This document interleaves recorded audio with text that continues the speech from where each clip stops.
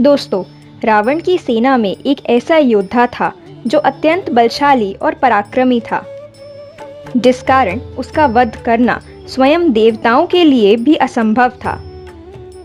वह था रावण का सबसे बड़ा पुत्र मेघनाद। वह शक्तियों व अस्त्रों में अपने पिता से भी ज्यादा पराक्रमी था। इसका उल्लेख महर्षि वाल्मीकि द्वारा रचित रामायण में मिलता है। मेघनाद को महारथी की संज्ञा दी गई है।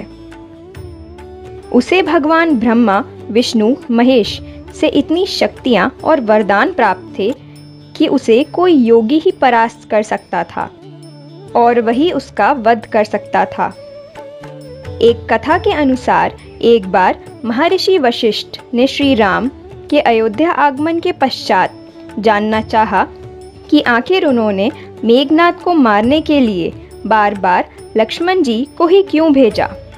दोस्तों, मेघनाद इतना अधिक शक्तिशाली था कि उसने पहले दिन ही श्री राम और लक्ष्मण को नागपाश में बांध दिया था और दूसरे दिन शक्ति बाण के प्रभाव से लक्ष्मण जी को मूर्छित कर दिया था। तो फिर क्यों श्री राम जी ने तीसरे दिन भी लक्ष्मण जी को ही मेघनाद का वध करने भेजा? इसका उत्तर स्वयं भगवान श्री राम ने ऋषिवर को दिया।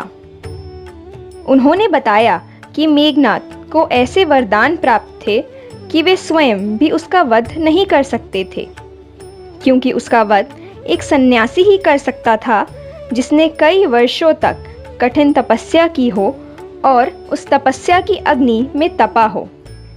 ऐसा तप लक्ष्मण ने 14 वर्ष के अंतराल में किया था और इसी कारण से वही मेघनाद को मारने में सक्षम था।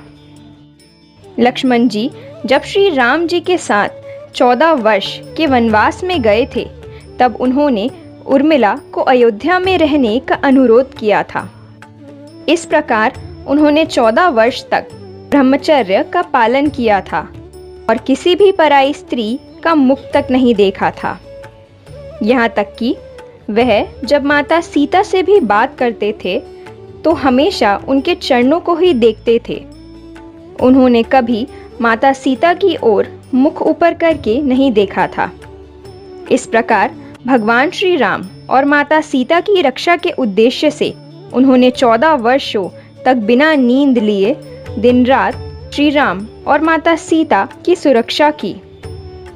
एक कथा के अनुसार उन्होंने निद्रा देवी से 14 वर्षों तक दूर रहने को कहा और उनके हिस्से की नींद उनकी पत्नी उर्मिला को देने को कहा। इसके पश्चात लक्ष्मण जी 14 वर्षों तक सोए नहीं थे। साथ ही लक्ष्मण जी ने 14 वर्षों तक भोजन भी ग्रहण नहीं किया था। लक्ष्मण जी ने 14 वर्षों तक इस योग व साधना से इतनी भीषण शक्ति और ऊर्जा का संचार कर लिया था कि वह मेघनाद का वध करने के लिए सक्षम हो चुके थे। इसलिए मेघनाद से युद्ध करने के लिए और उसका वध करने के लिए भगवान श्री राम ने लक्ष्मण जी को ही चुना था। तो दोस्तों, आपको इस बारे में पहले से पता था या नहीं, कमेंट सेक्शन में ज़रूर बताइएगा। साथ ही अगर आप हमारे चैनल पर पहली बार आए हैं तो वीडियो को लाइक कर चैनल को सब्सक्राइब करना ना भूलें। तो जल्द ही मिलते हैं ऐसी ही एक और नई वीडियो के साथ। जय श्री राम।